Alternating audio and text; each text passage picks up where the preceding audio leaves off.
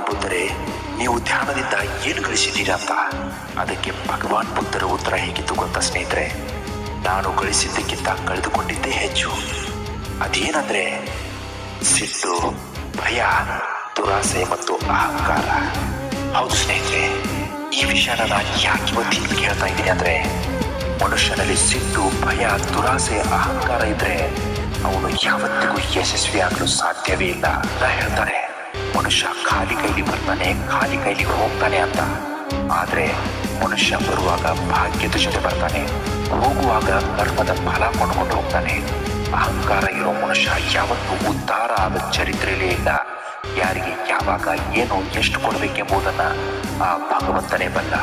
ನಮ್ಮದಲ್ಲದನ್ನ ಹಠದಿಂದ ತಗ್ಗಿಸಿಕೊಂಡ್ರೆ ಅದು ಬಹಳ ಕಾಲ ನಮ್ಮ ಬಳಿ ನಿಲ್ಲೋದಿಲ್ಲ ಅನ್ನೋದು ನಿನ್ನ ತಲೆಯಲ್ಲಿರಬೇಕು. ಕಳೆದುಕೊಳ್ಳುವುದು ತುಂಬಾ ಸುಲಭ ಗೆಳೆಯ, ಆದ್ರೆ ಸಂಪಾದಿಸುವುದು ತುಂಬಾನೇ ಕಷ್ಟ. ಅದು ಸಂಪತ್ತೇ ಆಗ್ಲಿ, ಸ್ನೇಹವೇ ಆಗ್ಲಿ ಅಥವಾ ಪ್ರೀತಿಯೇ ಆಗ್ಲಿ. ಕನಸಿನ ಗೋಪುರ ಕಟ್ಟಿ ನಿರೀಕ್ಷೆಯಲ್ಲಿ ಬದುಕೋದಕ್ಕಿಂತ ಬದುಕು ಬಂದಂತೆ ಅನುಭವಿಸುತ್ತಾ ನೆಮ್ಮದಿ ಕಾಣುವುದೇ ಉತ್ತಮ. ಸತ್ಯ ಒಳ್ಳೆಯದು, ಸತ್ಯದ ಜೀವನ ಅದಕ್ಕಿಂತಲೂ ಒಳ್ಳೆಯದು. ನದಿಗಳು ಮುಂದಕ್ಕೆ ಸಾಗುವುದೇ ಹೊರತು ಹಿಂದಕ್ಕೆ ಸರಿಯುವುದಿಲ್ಲ. ಅದೇ ರೀತಿ ನಮ್ಮ ಜೀವನವೂ ಕೂಡ ಕಳೆದು ಹೋದ ಬದುಕಿನ ಬಗ್ಗೆ ಯಾವತ್ತಿಗೂ ಚಿಂತೆ ಮಾಡಬಾರ್ದು. ನಗುವಿಗಿಂತ ದೊಡ್ಡ ಆಭರಣ ಇಲ್ಲ, ಆತ್ಮವಿಶ್ವಾಸಕ್ಕಿಂತ ದೊಡ್ಡ ಆಯುಧ ಇಲ್ಲ. ನಗು ಹಾಗೂ ಆತ್ಮವಿಶ್ವಾಸದೊಂದಿಗೆ ನಿನ್ನ ದಿನವನ್ನ ಪ್ರಾರಂಭಿಸು. ನಿನ್ನ ಗೆಲುವು ಯಾವತ್ತಿಗೂ ನಿಶ್ಚಿತವಾಗಿರುತ್ತೆ. ದಿನ ಬೆಳಗಿದ್ದು ನನ್ನ ಹತ್ರ ಅದಿಲ್ಲ ಇದಿಲ್ಲ ಅಂತ ಅಳಬೇಡ.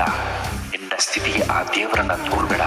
ಸದ್ಯಕ್ಕೆ ನಿನ್ನ ಬಳಿ ಇರುವುದಕ್ಕೆಲ್ಲ ದೇವರಿಗೆ ಧನ್ಯವಾದಗಳನ್ನು ಅರ್ಪಿಸು. ನಿನ್ನ ಹತ್ರ ಏನಿದೆಯೋ ಮೊದಲು ಅದನ್ನೆಲ್ಲ ಸರಿಯಾಗಿ ಬಳಸ್ಕೋ. ಅದಕ್ಕಿಂತಲೂ ಹೆಚ್ಚಿನದ್ದು ನಿನ್ನನ್ನು ಹುಡ್ಕೊಂಡು ಬಂದೇ ಬರುತ್ತೆ. ಯಾರು ಗೊತ್ತು, ದೇವರು ನಿನ್ನನ್ನು ಪರೀಕ್ಷಿಸ್ತಾ ಇರಬಹುದು.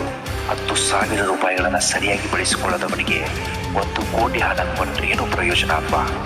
ಪ್ರತಿ ದಿನವನ್ನು ಹೊಸ ದಿನವನ್ನು ಪ್ರಾರಂಭಿಸು. ಹಳೆಯ ಕೆಟ್ಟ ಘಟನೆಗಳಿಗೆ ಕೊರಗದೆ, ಒಳ್ಳೆಯ ಘಟನೆಗಳಿಗೆ ಅಹಂಕಾರ ಪಡದೆ ಪ್ರತಿ ದಿನವನ್ನ ಹೊಸ ದಿನವನ್ನಾಗಿ ಪ್ರಾರಂಭಿಸು. ಹೊಸ ಹೊಸ ಸಂಗತಿಗಳನ್ನ ಮಜಾ ಮಾಡ್ತಾ, ಅನುಭವಿಸುತ್ತಾ ಸಂತೋಷವಾಗಿ ಜೀವನವನ್ನ ಸಾಗಿಸು. ಯಾರು ಬಂದು ನಿನ್ನ ಬದುಕನ್ನು ಬದಲಾಯಿಸ್ತಾರೆ, ನಿನ್ನ ಕನಸುಗಳನ್ನ ನನಸಾಗಿಸ್ತಾರೆ ಅಂತ ಕಾಯ್ತಾ ಕುಳಿತುಕೋಬೇಡ. ಯಾಕಂದ್ರೆ ಯಾರು ಬರಲ್ಲ. ನಿನ್ನ ಬದುಕನ್ನ ಬದಲಾಯಿಸುವ ವ್ಯಕ್ತಿ ನೀನೇ ಆಗಿರ್ತೀಯ ಅನ್ನೋದನ್ನ ನೀನು ಮರಿಬೇಡ. ಕೊನೆಗೊಂದು ಮಾತು ಹೇಳ್ತೀನಿ ಕೇಳು. ಬೆಳಿಗ್ಗೆ ಬೇಗನೆ ಎದ್ದೇಳುವುದೇನೋ ಮಹಾನ್ ಕಾರ್ಯ ಅಲ್ಲ, ಆದ್ರೆ ನೀನು ದಿನಾಲು ಬೆಳಿಗ್ಗೆ ಬೇಗನೆ ಎದ್ರೆ ನಿನ್ನಿಂದ ಖಂಡಿತವಾಗಲೂ ಮಹಾನ್ ಕಾರ್ಯಗಳಾಗುತ್ತೆ. ಇಂತಹ ಮತ್ತಷ್ಟು ಮೋಟಿವೇಶನಲ್ ವಿಡಿಯೋಗಳಿಗೋಸ್ಕರ ನಮ್ಮ ಚಾನಲ್ ದಯವಿಟ್ಟು ಸಬ್ಸ್ಕ್ರೈಬ್ ಮಾಡೋದನ್ನು ಮಾತ್ರ ಮರಿಬೇಡಿ.